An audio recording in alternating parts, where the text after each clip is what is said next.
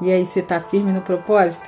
Então pegue a tua Bíblia, abre ela comigo no capítulo 35 do livro de Gênesis. Vamos meditar na palavra, porque Deus ele vai mandar Jacó ir a Betel e lá levantar um altar ao Senhor. A palavra do Senhor diz assim: depois disse Deus a Jacó: levanta-te, sobe a Betel e habita ali. Fazes ali um altar ao Deus que te apareceu quando fugiste diante da face de Esaú, teu irmão. Então disse Jacó à sua família e a todos os que com ele estavam: tirai os deuses estranhos que há no meio de vós, e purificai-vos e mudai as vossas vestes. Jacó não queria que nada tirasse o foco espiritual, né, da sua família, porque o foco era Deus. E naquele momento, né, haviam ali alguns amuletos, né, que a sua família estava carregando, assim como também deuses que eles estavam carregando. Deuses, ídolos são o quê? Ídolos são qualquer coisa que você coloca no lugar de Deus. Pode ser que o teu ídolo seja uma pessoa, pode ser que o teu ídolo possa ser o teu dinheiro, mas qualquer coisa que se coloca acima de Deus, né? A palavra diz que Deus não divide a sua glória com ninguém e não se pode adorar a dois senhores. Escolha pelo Senhor, né? Eles usavam joias que eram pagãs, né? E eles usavam brincos também, que eram pagãos, que tinham certamente a imagem daqueles deuses pagãos, né? Então, qualquer coisa que tirasse o foco, né, que não rendesse glórias a Deus, né, qualquer coisa atribuída a outros deuses, né, que não fosse o Senhor, Jacó não aceitou dentro da sua casa. Então, ele faz uma limpeza espiritual, né, dentro da sua casa. E ele vai dizer: levantemo-nos e subamos a Betel, e ali farei um altar ao Deus que me respondeu no dia da minha angústia, e o que foi comigo no caminho que tenho andado. Então deram a Jacó todos os deuses estranhos que tinham em suas mãos, e as arrecadas que estavam em suas orelhas, os brincos, né? E Jacó os escondeu debaixo do carvalho, os enterrou debaixo do carvalho que está junto a Siquém. Assim chegou Jacó à luz que está na terra de Canaã. Esta é Betel. Ele e todo o povo que com eles havia edificou ali um altar e chamou aquele lugar de El Betel, porque Deus ali se lhe tinha manifestado quando fugia diante da face do seu irmão. A morte agora de Débora, ela era ama, né, de Rebeca. E morreu Débora, a ama de Rebeca, e foi sepultada ao pé de Betel, junto do carvalho, cujo nome chamou Alon Bacute. E apareceu Deus outra vez a Jacó, vindo de Padã Arã, e o abençoou. E disse-lhe Deus: o teu nome é Jacó? Não, se chamará mais o teu nome Jacó, mas Israel. Deus está lembrando Jacó, renovando com ele, está lembrando: você não é mais Jacó, você é o meu Israel agora, né? Deus está relembrando aqui. E chamou o seu nome Israel. Disse-lhe mais Deus: eu sou o Deus Todo-Poderoso, frutifica, multiplica-te, uma nação e multidão de nações sairão de ti. E te darei a ti a terra que tenho dado a Abraão e a Isaque e a sua semente depois de ti, e darei a terra. E Deus subiu dele, do lugar onde falara com ele. E Jacó pôs uma coluna no lugar onde Deus com ele falou, uma coluna de pedra, e derramou sobre ela uma libação, e deitou azeite sobre ela, sobre a pedra, né?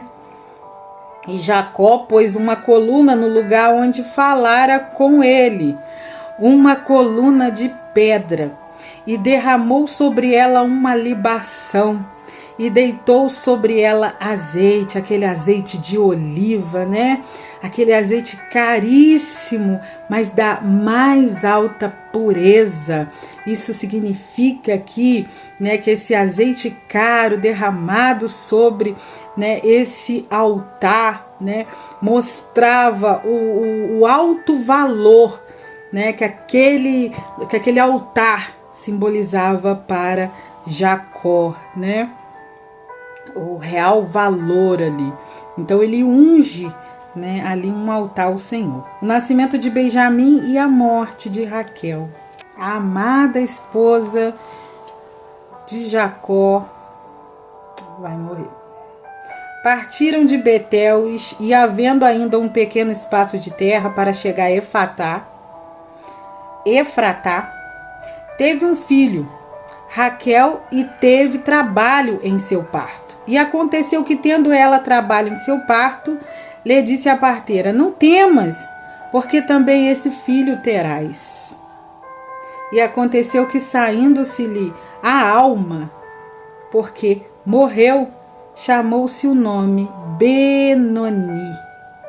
Gente, a mulher está morrendo, porque a alma está saindo do corpo, ela está sentindo, e ela está dizendo, ele vai chamar Benoni. O que isso significa? Filho da minha dor.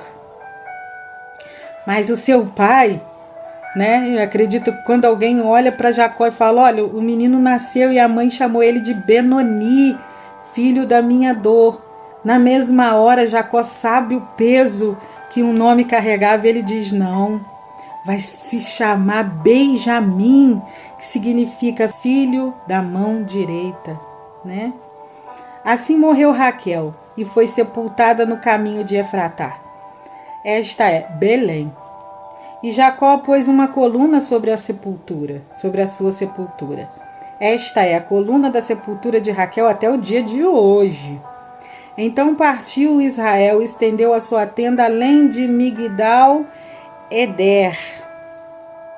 E aconteceu que, habitando Israel naquela terra, foi Rubens, e deitou-se com Bila, concubina de seu pai.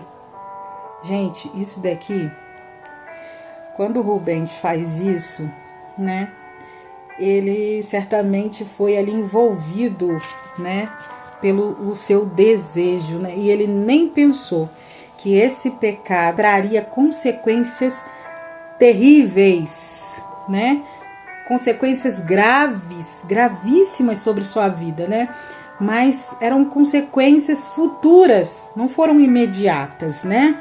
Mas já ouviu aquela frase, que se faz, que se paga, né? E a gente colhe exatamente aquilo que a gente planta, né? Ele deita-se com a concubina de seu pai. E Jacó, né, agora Israel, ele soube o que aconteceu. E eram 12 os filhos de Jacó, os filhos de Lia, Ruben, o primogênito de Jacó, era o primogênito, um filho mais velho, né? Depois veio Simeão e Levi, Judá, Isacar e Zebulon, os filhos de Raquel, José e Benjamim, os filhos de Bila, a serva de Raquel, Dan e Naphtali, os filhos de Zilpa, serva de Lia, Gade e Azer.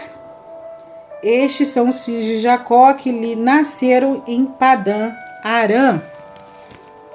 E Jacó veio a Isaque, seu pai, a Kiriate Arba, que é Hebron, onde peregrinaram Abraão e Isaque. E foram os dias de Isaque 180 anos. E Isaque expirou e morreu, e foi recolhido aos seus povos, velho e farto de dias. E Esaú e Jacó, seus filhos, o sepultaram.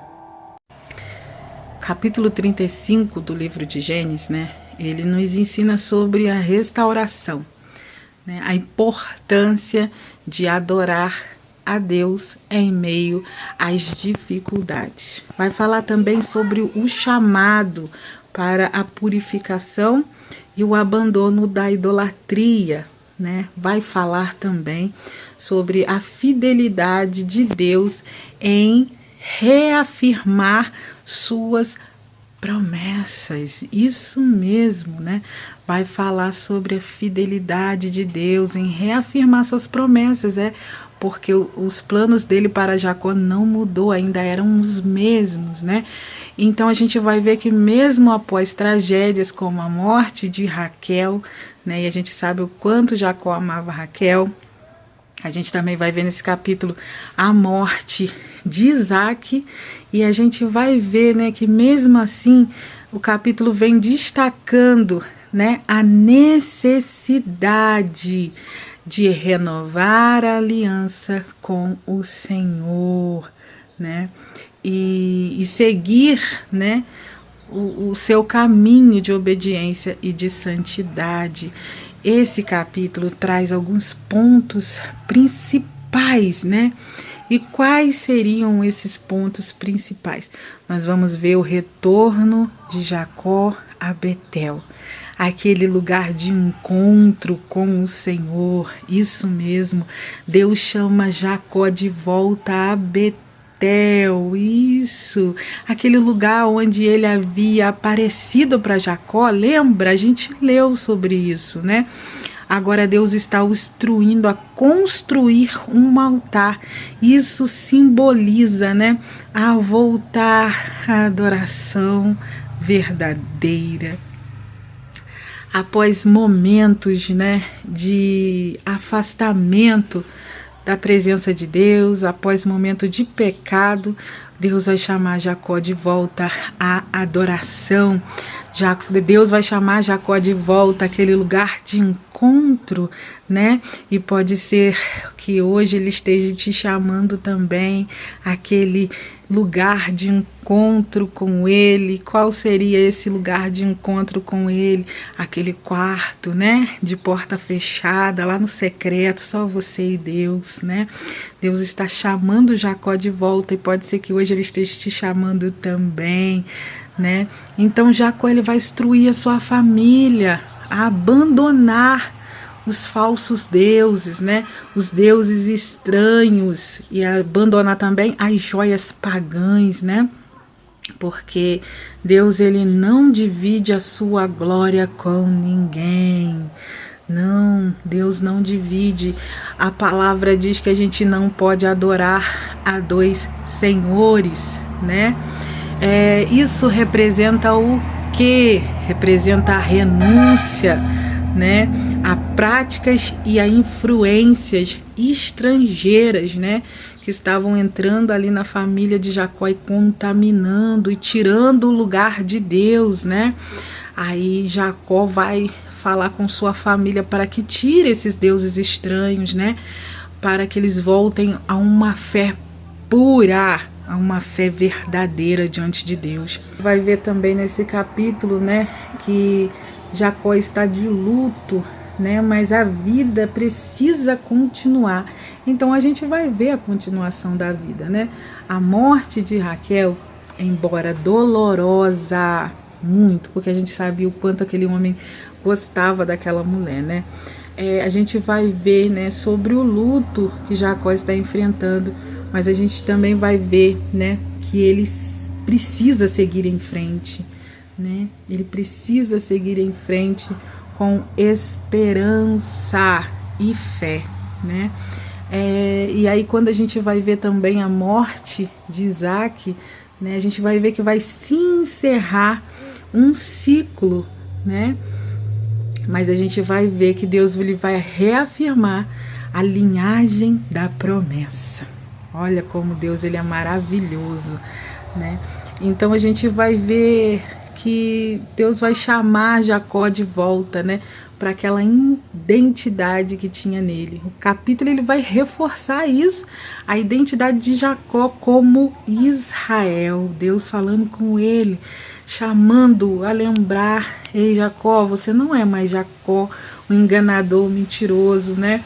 Você é o meu Israel, você é o Israel de Deus agora, não é mais Jacó, né? Então ele lembra Jacó que ele é Israel, né?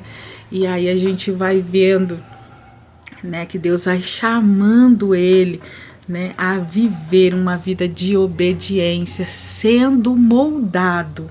Jacó está sendo moldado, né, pela mão do olheiro divino, o nosso Deus. E aí, né, a gente vai ver que esse Gênesis capítulo 35 é uma passagem sobre arrependimento, sobre obediência e principalmente sobre a presença constante de um Deus, né, que vai caminhando junto com Jacó, né, e sempre o chamando para uma fé renovada, né, e purificada. A gente vê, né, a restauração que Deus vai fazendo na vida de Jacó, e aí ele vai confirmando, afirmando as suas promessas na vida de Jacó. Que capítulo bonito, que capítulo lindo. Eu espero que você tenha amado esse capítulo. Fique com ele hoje, porque amanhã nós estaremos no capítulo 36 do livro de Gênesis. Tchau!